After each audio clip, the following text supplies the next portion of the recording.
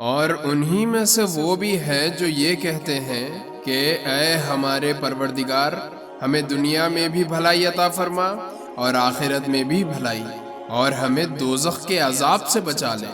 یہ وہ لوگ ہیں جنہیں اپنے اعمال کی کمائی کا حصہ ثواب کی صورت میں ملے گا، اور اللہ جلد حساب لینے والا ہے۔ اور اللہ کو گنتی کے ان چند دنوں میں جب تم مینا میں مقیم ہو یاد کرتے رہو۔ پھر جو شخص 2 ہی دن میں جلدی چلا جائے اس پر بھی کوئی گناہ نہیں، اور جو شخص 1 دن بعد میں جائے اس پر بھی کوئی گناہ نہیں۔ یہ تفصیل اس کے لیے ہے جو تقوی اختیار کرے، اور تم سب تقوی اختیار کرو، اور یقین رکھو کہ تم سب کو اسی کی طرف لے جا کر جمع کیا جائے گا۔ اور لوگوں میں ایک وہ شخص بھی ہے کہ دنیاوی زندگی کے بارے میں اس کی باتیں تمہیں بڑی اچھی لگتی ہیں، اور جو کچھ اس کے دل میں ہے اس پر وہ اللہ کو گواہ بھی بناتا ہے، حالانکہ وہ تمہارے دشمنوں میں سب سے زیادہ کٹر ہے۔ اور جب وہ اٹھ کر جاتا ہے تو زمین میں اس کی محنت و فکر اس لیے ہوتی ہے کہ وہ اس میں فساد مچائے اور فصلاً اور نسلاً تباہی کرے، حالانکہ اللہ فساد کو پسند نہیں کرتا۔ اور جب اس سے کہا جاتا ہے کہ اللہ کا خوف کر تو اس کا گھمنڈ اس کو اور گناہ پر ابھار دیتا ہے۔ چنانچہ ایسے شخص کو تو جہنم ہی راس آئے گی، اور یقین کرو وہ بہت برا بچھونا ہے۔ اور دوسری طرف لوگوں میں وہ شخص بھی ہے جو اللہ کی خوشنودی کے خاطر اپنی جان کا سودا کر لیتا ہے، اور اللہ ایسے بندوں پر بڑا مہربان ہے۔ اے ایمان والو، اسلام میں پورے داخل ہو جاؤ اور شیطان کے نقش قدم پر نہ چلو، یقین جانو وہ تمہارا کھلا دشمن ہے۔ پھر جو روشن دلیلیں تمہارے پاس آ چکی ہیں، اگر تم اس کے بعد بھی سیدھے راستے سے پھسل گئے تو یاد رکھو کہ اللہ اقتدار میں بھی کامل ہے اور حکمت میں بھی کامل۔ یہ کفار ایمان لانے کے لیے اس کے سوا کس بات کا انتظار کر رہے ہیں کہ اللہ خود بادل کے سائبانوں میں ان کے سامنے موجود ہو، اور فرشتے بھی اس کے ساتھ ہوں، اور سارا معاملہ ابھی چکا دیا جائے؟ حالانکہ آخرکار سارے معاملات اللہ ہی کی طرف تو لوٹ کر رہیں گے۔ بنی اسرائیل سے پوچھو، ہم نے ان کو کتنی ساری کھلی نشانیاں دی تھی، اور جس شخص کے پاس اللہ کی نعمت آ چکی ہو پھر وہ اس کو بدل ڈالے تو اسے یاد رکھنا چاہیے کہ اللہ کا عذاب بڑا سخت ہے۔ جن لوگوں نے کفر اپنا لیا ہے ان کے لیے دنیاوی زندگی بڑی دلکش بنا دی گئی ہے، اور وہ اہل ایمان کا مذاق اڑاتے ہیں، حالانکہ جنہوں نے تقوی اختیار کیا ہے وہ قیامت کے دن ان سے کئی بلند ہوں گے، اور اللہ جس کو چاہتا ہے بے حساب رزق دیتا ہے۔ شروع میں سارے انسان ایک ہی دین پر چلتے تھے، پھر جب ان میں اختلاف ہوا تو اللہ نے نبی بھیجے جو حق والوں کو خوشخبری سناتے اور باطل والوں کو ڈراتے تھے، اور ان کے ساتھ حق پر مشتمل کتاب نازل کی تاکہ وہ لوگوں کے درمیان ان باتوں کا فیصلہ کرے جن میں ان کا اختلاف تھا۔ اور افسوس کی بات یہ ہے کہ کسی اور نے نہیں بلکہ خود انہوں نے، جن کو وہ کتاب دی گئی تھی، روشن دلیل آ جانے کے بعد بھی صرف آپس کی ضد کی وجہ سے اسی کتاب میں اختلاف نکال لیے۔ پھر جو لوگ ایمان لائے، اللہ نے انہیں اپنے حکم سے حق کی ان باتوں میں راہ راست تک پہنچایا جن میں انہوں نے اختلاف کیا تھا، اور اللہ جسے چاہتا ہے سیدھے راستے تک پہنچا دیتا ہے۔ مسلمانوں، کیا تم نے یہ سمجھ رکھا ہے کہ تم جنت میں یوں ہی داخل ہو جاؤ گے، حالانکہ ابھی تمہیں اس جیسے حالات پیش نہیں آئے جیسے ان لوگوں کو پیش آئے تھے جو تم سے پہلے گزرے ہیں؟ ان پر سختیاں اور تکلیفیں آئی اور انہیں ہلا ڈالا گیا، یہاں تک کہ رسول اور ان کے ایمان والے ساتھی بول اٹھے کہ اللہ کی مدد آخر کب آئے گی؟ یاد رکھو، اللہ کی مدد نزدیک ہے۔ لوگ آپ سے پوچھتے ہیں کہ وہ اللہ کی خوشنودی کے لیے کیا خرچ کرے۔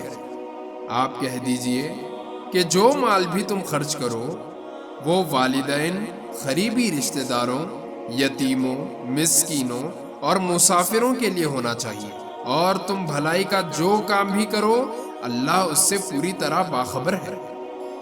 تم پر دشمنوں سے جنگ کرنا فرض کیا گیا ہے اور وہ تمہارے لیے مشکل تو ہے۔ یہ عین ممکن ہے کہ تم ایک چیز کو برا سمجھو حالانکہ وہ تمہارے حق میں بہتر ہو، اور یہ بھی ممکن ہے کہ تم ایک چیز کو پسند کرو حالانکہ وہ تمہارے حق میں بری ہو، اور اصل حقیقت تو اللہ جانتا ہے اور تم نہیں جانتے۔ لوگ آپ سے حرمت والے مہینے کے بارے میں پوچھتے ہیں کہ اس میں جنگ کرنا کیسا ہے؟ آپ کہہ دیجئے کہ اس میں جنگ کرنا بڑا گناہ ہے، مگر لوگوں کو اللہ کے راستے سے روکنا، اس کے خلاف کفر کی روش اختیار کرنا، مسجد حرام پر بندش لگانا اور ادھر کے رہنے والوں کو وہاں سے نکال باہر کرنا اللہ کے نزدیک زیادہ بڑا گناہ ہے، اور فتنہ قتل سے بھی زیادہ سنگین چیز ہے۔ اور یہ کافر تم لوگوں سے برابر جنگ کرتے رہیں گے، یہاں تک کہ اگر ان کا بس چلے تو یہ تم کو تمہارے دین چھوڑنے پر آمادہ کر دیں۔ اور اگر تم میں سے کوئی شخص اپنا دین چھوڑ دے اور کافر ہونے کی حالت ہی میں مرے تو ایسے لوگوں کے اعمال دنیا اور آخرت دونوں میں ضائع ہو جائیں گے۔ ایسے لوگ دوزخ والے ہیں، وہ ہمیشہ اسی میں رہیں گے۔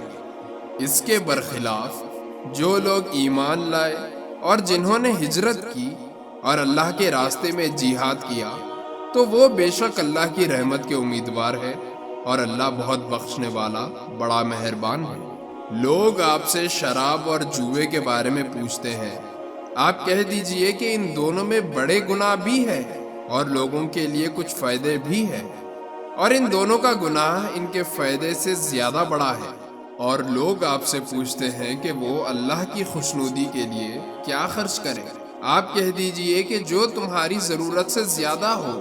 اللہ اسی طرح اپنے احکام تمہارے لیے صاف صاف بیان کرتا ہے تاکہ تم غور و فکر سے کام لو، دنیا کے بارے میں بھی اور آخرت کے بارے میں بھی۔ اور لوگ آپ سے یتیموں کے بارے میں پوچھتے ہیں، آپ کہہ دیجئے کہ ان کی بھلائی چاہنا نیک کام ہے، اور اگر تم ان کے ساتھ مل جل کر رہو تو کچھ حرج نہیں، کیونکہ وہ تمہارے بھائی ہی تو ہیں۔ اور اللہ خوب جانتا ہے کہ کون معاملات بگاڑنے والا ہے اور کون سنوارنے والا، اور اگر اللہ چاہتا تو تمہیں مشکل میں ڈال دیتا۔ یقیناً اللہ کا اقتدار بھی کامل ہے اور حکمت بھی کامل۔ اور مشرک عورت سے اس وقت تک نکاح نہ کرو جب تک وہ ایمان نہ لے آئے، یقیناً ایک مومن باندھی کسی بھی مشرک عورت سے بہتر ہے، خواہ وہ مشرک عورت تمہیں پسند آ رہی ہو۔ اور اپنی عورتوں کا نکاح مشرک مردوں سے نہ کرو جب تک وہ ایمان نہ لے آئے، اور یقیناً ایک مومن غلام کسی بھی مشرک مرد سے بہتر ہے، خواہ وہ مشرک مرد تمہیں پسند آ رہا ہو۔ یہ سب دوزخ کی طرف بلاتے ہیں جبکہ اللہ اپنے حکم سے جنت اور مغفرت کی طرف بلاتا ہے، اور اپنے احکام لوگوں کے سامنے صاف صاف بیان کرتا ہے تاکہ وہ نصیحت حاصل کرے۔ اور لوگ آپ سے حیض کے بارے میں پوچھتے ہیں، آپ کہہ دیجئے کہ وہ گندگی ہے، لہٰذا حیض کی حالت میں اپنے عورتوں سے الگ رہو، اور جب تک وہ پاک نہ ہو جائیں ان سے قربت نہ کرو۔ ہاں، جب وہ پاک ہو جائیں تو ان کے پاس اسی طریقے سے جاؤ جس طرح اللہ نے تمہیں حکم دیا ہے۔ بے شک اللہ ان لوگوں سے محبت کرتا ہے جو اس کی طرف کثرت سے رجوع کرے، اور ان سے محبت کرتا ہے جو خوب پاک صاف رہے۔ تمہاری بیویاں تمہارے لیے کھیتیاں ہیں، لہٰذا اپنی کھیتی میں جہاں سے چاہو جاؤ اور اپنے لیے اچھے اعمال آگے بھیجو، اور اللہ سے ڈرتے رہو اور یقین رکھو کہ تم اس سے جا کر ملنے والے ہو، اور مومنوں کو خوشخبری سنا دو۔ اور اللہ کے نام کو اپنی قسموں میں اس غرض سے استعمال نہ کرو کہ اس کے ذریعے نیکی اور تقوی کے کاموں اور لوگوں کے درمیان صلح صفائی کرنے سے بچ سکو، اور اللہ سب کچھ سنتا جانتا ہے۔ اللہ تمہارے غیر ارادی قسموں پر تمہاری گرفت نہیں کرے گا، البتہ جو قسمیں تم نے اپنے دلوں کے ارادے سے کھائی ہوگی ان پر گرفت کرے گا، اور اللہ بہت بخشنے والا بڑا بردبار ہے۔